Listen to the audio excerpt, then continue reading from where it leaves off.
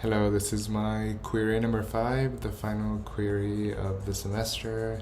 And this week we touched on Xenofeminism, A Politics for Alienation by Laboria Cubonics. I first want to echo some of the thoughts laid out by classmates and mentioning the design of the zine. I wasn't able to get a physical print, but I was seeing the online version, and I really again appreciated the design aspect of it, and how for me I think it was very innovative. The whole layout and the typology and the fonts that they used, and the way that they mix image and text, specifically because this is a manifesto, so it's text heavy in a way, with each kind of different thesis.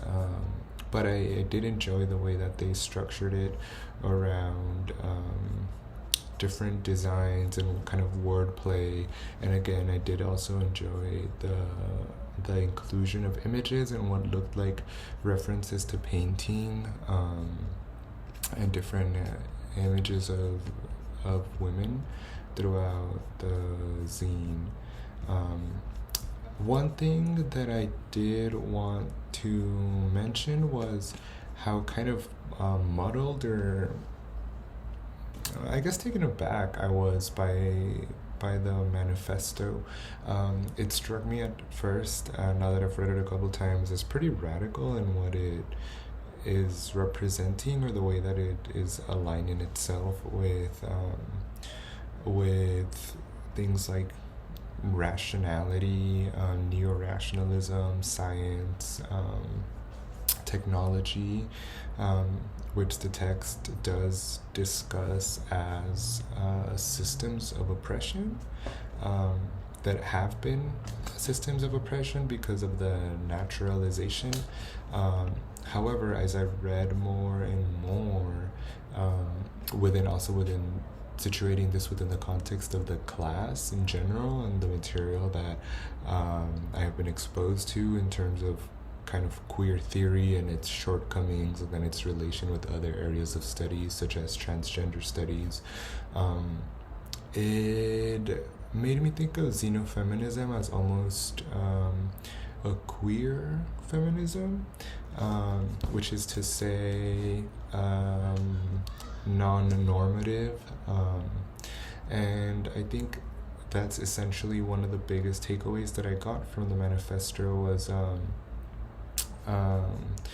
specifically this sentence kind of in the beginning, where it lays out the foundation, where it says, "No more futureless repetition on the treadmill of capital, no more submission to the drudgery of labor, productive and reproductive alike, no more reification of the given massed as critique." And this made me think of, again, within the context of the class, ideas like homonormativity, in relation to heteronormativity. So again, really kind of questioning this essentialism or naturalism. As it says here, xenofeminism is vehemently anti-naturalist. So the way that I understood it was, it kind of critiques feminism and other I guess kind of theories or areas of study maybe, as different kind of fractions that maybe exist against a sort of natural institutions of power and categorizations and kind of systems of organizing what is natural.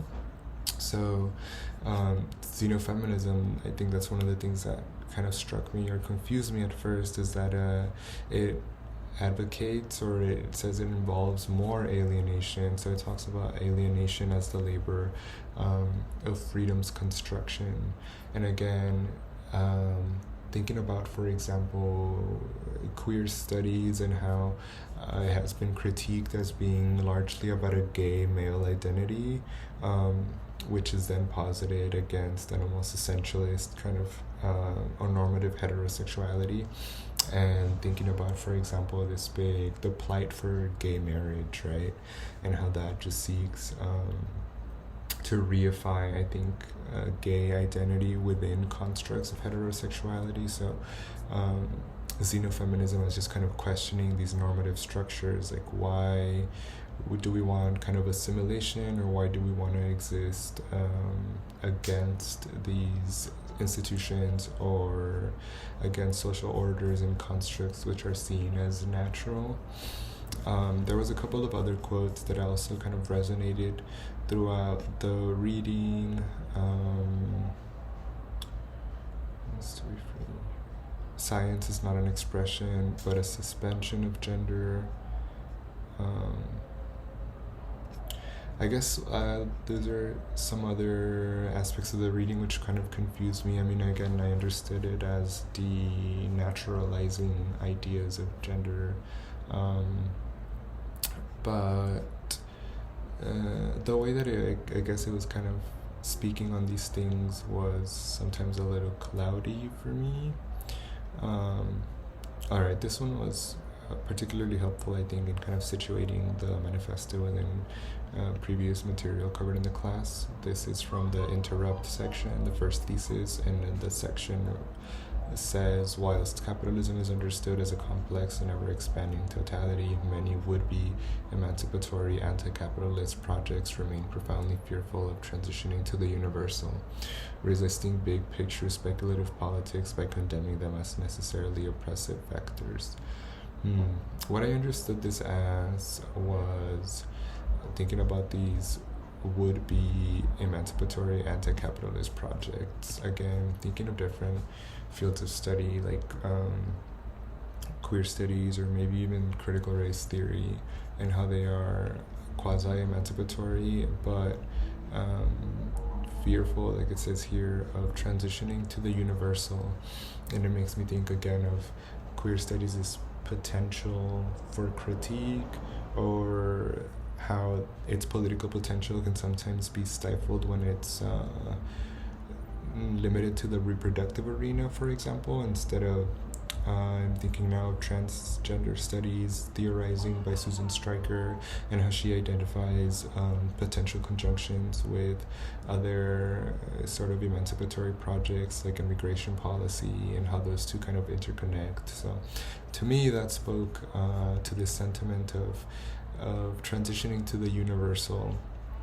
But that concept, or that idea, also not was problematized, but I did experience some apprehension almost when I was reading the text. I feel like partially because, as the reading mentions, these emancipatory projects are very almost identitarian, or kind of fragmented, so different factors kind of fighting for different things, and it almost makes me wary, or it made me wary of this universalist script, because I think suspicious of any sort of theory or any sort of paradigm which poses itself as universalizing. Again, thinking about, just broadly speaking, queer theory or queer studies, and how that, in a sort of umbrella term, or used in a capacity of universalizing a queer identity, how that has been counterintuitive, because it's not been universalizing and representing the interest of, broadly speaking, queer individuals. So those are some of the things that I was thinking about whilst going through this reading. It reminded me a bit of Guy Debord's The Society of the Spectacle, and the way that both of these texts talk about capitalism as a kind of an ever-expanding complex network that's engulfed, or that's kind of the mesh of our society. However, I did appreciate the emancipatory potential of working with tools like internet, technology, and science. So again, this kind of push for rationalism, which has been part of the reason why, in my understanding, this project came about, which is and which is why I understood it as queer, which is not fitting within contemporary conventions of feminism. And then lastly, I was also interested in Zanel Muholi's photographic projects, which were shown alongside or as part of this module. I was trying to understand the artist's work within that context of xenofeminism. And now that I'm looking at the images, all I can think about really is the artists and how this work might play into that idea of denaturalizing or de-essentializing pretty much, I guess, everything, just kind of questioning the order of things and how that comes to be. And Muholi's self-portraits, I understand, as a way of exerting agency in terms of countering